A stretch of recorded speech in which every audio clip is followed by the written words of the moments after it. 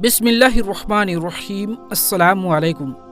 प्यारे दोस्तों, आज की इस वीडियो में हम बात करने वाले हैं कि यहूदी और मुसलमान के बीच में इख्तिलाफात किस बात की है, इन दोनों के बीच दुश्मनी किस बात की चली आ रही है। और आपने अभी फ़िलहाल कुछ दिनों से ये भी देखा होगा और सुना भी होगा कि कैसे इजराइल के यहूदी लोग फ़िलिस्तीन के मुसलमानों को कितना बेरहमी से मार रहा है, गाज़ा के मुसलमानों को जीना हराम करके रखा हुआ है।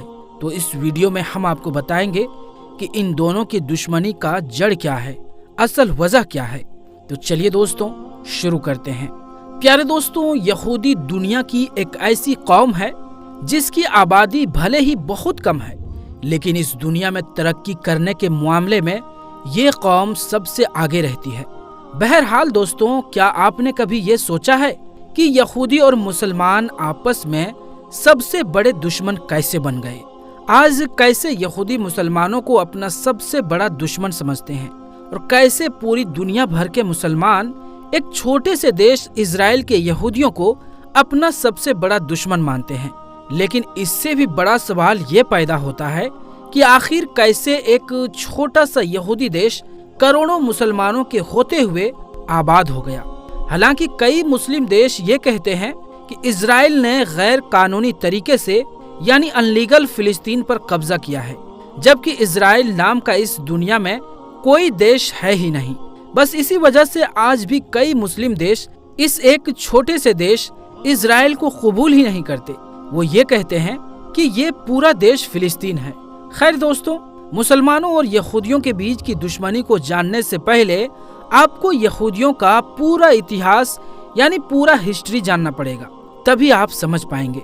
तो चलिए सबसे पहले आप इस दीवार को देखिए।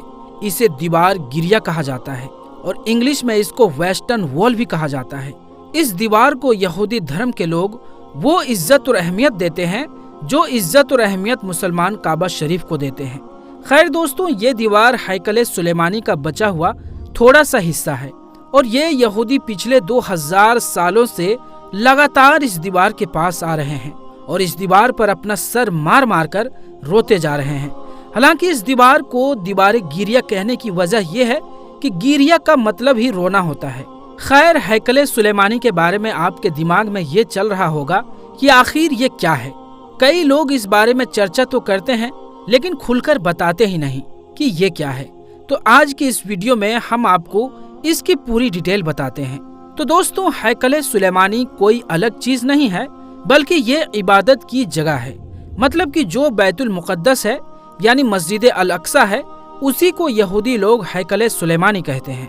दोस्तों, जब अल्लाह ताला ने हजरत दाऊद अलैहिस्सलाम को बादशाह और पैगंबर बनाया तो हजरत दाऊद अलैहिस्सलाम ने इबादत के लिए मस्जिद अल अक्सा को ही फिर नए सिरे से बनाना शुरू किया।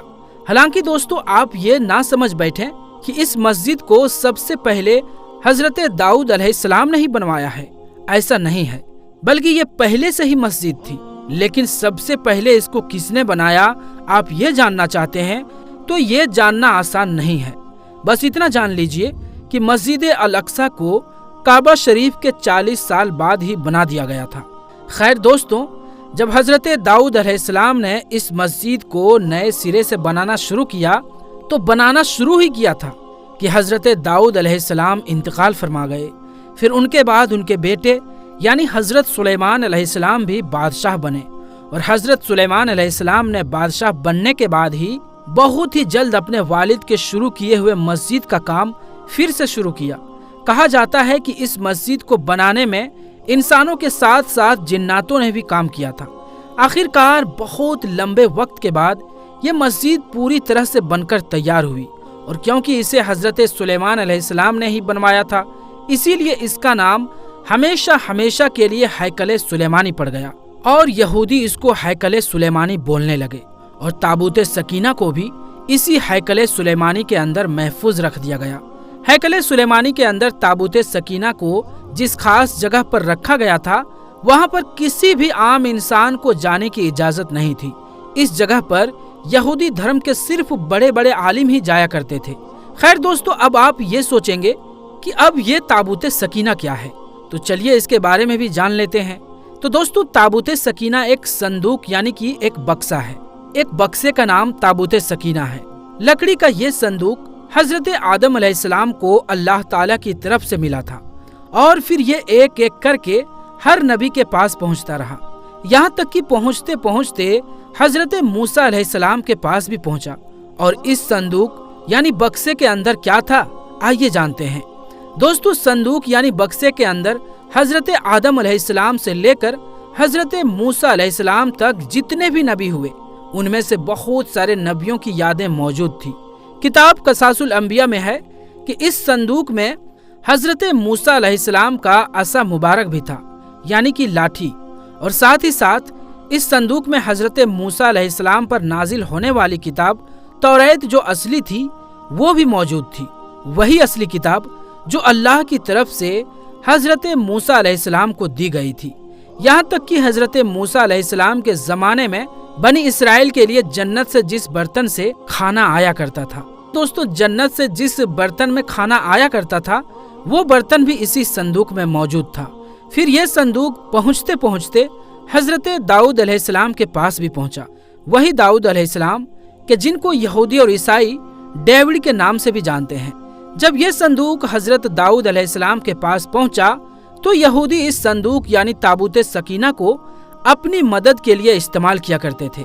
جب بھی ان کو کوئی پریشانی ہوتی تو اس صندوق کی مدد سے وہ اللہ تعالیٰ کی مدد مانگا کرتے تھے، اور ان کی دعا بہت ہی جلد قبول ہو جایا کرتی تھی۔ اور یہودیوں کی جب بھی کسی سے جنگ ہوا کرتی تھی تو یہ تابوت سکینہ کو اپنے ساتھ لے کر جایا کرتے تھے، اور جنگ شروع ہوتے ہی اس صندوق کو اپنے فوج کے آگے رکھ دیا کرتے تھے، جس کی برکت سے اللہ تعالیٰ ان کو سبھی جنگوں میں جیت نصیب کیا کرتا تھا۔ تابوت سکینہ کو ایک الگ خیمے میں رکھا کرتے تھے، اور جس خیمے میں وہ اس صندوق کو رکھتے تھے اسی خیمے کی طرف منہ کر کے سارے یہودی اللہ کی عبادت کیا کرتے تھے۔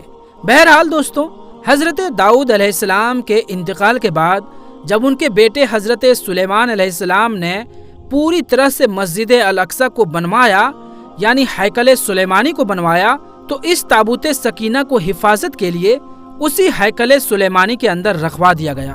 اس کے بعد وقت دھیرے دھیرے گزرتا گیا اور یہ قوم بھی دھیرے دھیرے بگڑتی چلی گئی۔ بنی اسرائیل یعنی یہودیوں میں ایک کے بعد ایک نبی آتے رہے اور ان کو سمجھاتے رہے، لیکن یہ بدبخت قوم کسی کا بھی حکم نہیں مانتے تھے، ہر ایک نبی کی نافرمانی کرتے، اور دن بدن ان کا گناہ بڑھتا جاتا تھا، یہ اور بھی زیادہ گناہ کرتے جاتے۔ آخرکار اللہ کی نافرمانی کی وجہ سے ایک دن ان کے اوپر عذاب نازل ہوا۔ 586 عیسیٰ پورو میں بابل شہر کے ایک بہت بڑے ظالم بادشاہ نے، جس کا نام بخت نصر تھا، اس کی یہودیوں کے ساتھ سخت دشمنی تھی، اسی لیے اس نے یہودیوں کے ملک پر حملہ کر دیا، اور اس حملے میں پورے ملک کو تباہ و برباد کر دیا۔ یہودیوں کے ملک کو جیتنے کے بعد اس نے تابوت سکینہ کو ہیکل سلیمانی سے نکال کر اس کی بہت بے حرمتی کی، اور یہودیوں کے ہی ہاتھوں سے ہیکل سلیمانی کو توڑوانے لگا۔ یہودی کیونکہ مجبور تھے، وہ روتے جاتے اور اپنے مقدس ہیکل سلیمانی کو توڑتے جاتے۔ اس حملے سے بخت نصر نے لگ بھگ 6 لاکھ یہودیوں کو قتل کر دیا تھا، اور 2 لاکھ یہودیوں کو قید کر کے اپنے ساتھ بابل یعنی عراق میں لے گیا۔ عراق پہنچنے کے بعد بخت نصر نے اپنے شہر بابل سے باہر ایک بستی آباد کی جس کا نام تل ابیب رکھا، اور اس بستی میں ان سارے یہودیوں کو آباد کیا جسے وہ قید کر کے لایا تھا۔ دوستو، اس حادثے کے بعد کبھی پتہ ہی نہیں چل پایا کہ آخر تابوت سکینہ کہاں ہے۔ خیر، ایک دن بخت نصر پر بھی اللہ کا عذاب آیا، اسی لیے کیونکہ اس نے تابوت سکینہ کی بہت زیادہ بے حرمتی کی تھی۔ 540 عیسیٰ پورو میں ایران میں ایک بادشاہ سائرس نے بابل شہر پر حملہ کر دیا، اور بابل کے بادشاہ کو ہرا کر بابل کی اس سلطنت کو ہمیشہ کے لیے ختم کر دیا۔ سائرس کیونکہ ایک رحم دل انسان تھا، اسی لیے اس نے ان سارے یہودیوں کو آزاد کروا دیا، اور آزاد کروانے کے ساتھ ساتھ انہیں اپنے ملک میں دوبارہ ہیکل سلیمانی کی تعمیر کرنے کی بھی اجازت دے دی، بلکہ ان لوگوں کو یہ بھروسہ بھی دلایا کہ وہ ہیکل سلیمانی کو بنانے میں خود ان کی مدد بھی کرے گا۔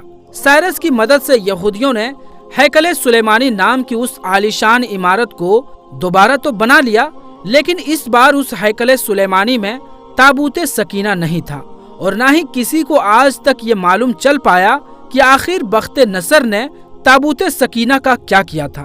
بہت سے لوگوں کا یہ بھی ماننا ہے کہ تابوت سکینہ کی زیادہ بے حرمتی ہونے کی وجہ سے اللہ تعالیٰ کی طرف سے قدرتی طور پر اس صندوق کو کہیں غائب کر دیا گیا تھا تاکہ دوبارہ اس کی کوئی انسان بے ادبی نہ کر سکے۔ دوستو، عیسیٰ علیہ السلام کے اس دنیا سے اٹھائے جانے کے ٹھیک 70 سال بعد یہودیوں پر دوبارہ اللہ کا عذاب نازل ہوا۔ اس بار روم کے ایک بادشاہ جس کا نام ٹائٹس تھا، اس نے یہودیوں کے ملک پر حملہ کیا۔ ٹائٹس بخت نصر سے بھی زیادہ خطرناک تھا۔ اس نے ایک دن میں لاکھ یہودیوں کو قتل کروا دیا۔ اس کی فوج نے یہودیوں کے شہر یروشلم میں بہت تباہی مچائی اور ساتھ ہی ساتھ ہیکل سلیمانی کو بھی دوبارہ توڑ دیا اور یہودیوں کو یروشلم سے باہر نکلنے پر مجبور کر دیا۔ یروشلم سے نکلنے کے بعد سارے یہودی پوری دنیا میں بکھر گئے اور ہر جگہ یہ پریشان اور رسوا ہوتے رہے۔ لگ بھگ پوری دنیا میں 18 یا 1900 سال بھٹکنے کے بعد جب ورلڈ وار میں سلطنت عثمانیہ کا خاتمہ ہوا اور برٹین کا فلسطین پر قبضہ ہوا تو اس نے یہودیوں کو اپنی ایک ریاست فلسطین میں ہی آباد کرنے کی اجازت دے دی، جس کا نام اسرائیل رکھا گیا۔ دنیا کے سارے یہودی ایک کر کے اسرائیل کی نام کی اس ریاست میں پہنچنا شروع ہو گئے اور کچھ ہی سال کے اندر یہ ایک طاقتور ریاست بن کر سامنے آئی۔ لیکن کیونکہ دوستوں جس جگہ پر اسرائیل کو برٹین نے آباد کیا تھا وہ فلسطین کی جگہ تھی، اسی لیے آج بھی زیادہ تر مسلم دیش اسرائیل کو ایک ملک ماننے سے انکار کرتے ہیں۔ ان کا ماننا ہے کہ اسرائیل کوئی ملک نہیں ہے بلکہ ایک ان لیگل یعنی غیر قانونی طریقے سے آباد کی ہوئی ایک بستی ہے جسے ہم کبھی بھی قبول نہیں کر سکتے۔ یہی وجہ ہے کہ اسرائیل اور دوسرے مسلم دیشوں کے بیچ بہت بڑی دشمنی ہے اور یہاں جنگ جیسے حالات بنتے رہتے ہیں۔ دوستو، آج جب دنیا کے سارے یہودی ایک جگہ پر آباد ہو گئے ہیں جہاں پر آج سے 2000 سال پہلے ہیکل سلیمانی ہوا کرتا تھا، تو ان لوگوں نے تابوت سکینہ کو بھی بڑی تیزی کے ساتھ ڈھونڈنا شروع کر دیا ہے، کیونکہ ان کا ماننا ہے کہ تابوت سکینہ جس کے پاس بھی ہوگا وہ دنیا کا سب سے طاقتور انسان بنا رہے گا۔ اسی لیے اسرائیل کے سارے یہودی تابوت سکینہ کو جلدی سے جلدی ڈھونڈنے کے بعد مسجد الاقصی کو شہید کر کے اس کی جگہ ہیکل سلیمانی کو بنانا چاہتے ہیں، کیونکہ آج سے 2000 سال پہلے جس بڑی جگہ میں ہیکل سلیمانی نام کا وہ محل ہوا کرتا تھا اس جگہ اب مسجد اقصی بھی موجود ہے، لیکن ہیکل سلیمانی سے بھی پہلے وہ مسجد الاقصی ہی ہوا کرتی تھی۔ اگر صاف طور پر یہ کہا جائے کہ وہ ہمیشہ سے ہی مسجد الاقصی ہی ہے تو یہ کہنا کوئی غلط نہ ہوگا، کیونکہ کعبہ شریف کی تعمیر کے ٹھیک 40 سال بعد ہی مسجد اقصی کی بھی تعمیر کر دی گئی تھی۔ تو پیارے دوستوں، یہ خاص وجہ ہے اسرائیل کا فلسطین کے اوپر ظلم کرنا۔ تو دوستوں، اب مسلمانوں کو کلمہ لا الہ کے ناطے اور مسجد اقصی کے ناطے ایک ہونا ہوگا، کیونکہ جب اہل کفر ایک ہو سکتے ہیں تو مسلمان کیوں نہیں؟ اللہ تبارک و تعالیٰ سے دعا ہے کہ اللہ تبارک و تعالیٰ ہمارے فلسطینی بھائیوں کی مدد فرمائے اور تمام امت مسلمانوں کو کفار کے خلاف، خاص کر کے یہودیوں کے خلاف جہاد کرنے کی توفیق عطا فرمائے، اور اللہ تبارک و تعالیٰ اور اس کے محبوب صلی اللہ علیہ وآلہ وسلم تمام امت محمدیہ کی حامی و ناصر ہو، آمین یا رب العالمین۔ تو پیارے دوستوں، آج کی اس ویڈیو میں بس اتنا ہی۔ انشاءاللہ ملیں گے پھر کسی نئی ویڈیو کے ساتھ، تب تک کے لیے السلام علیکم، اللہ حافظ۔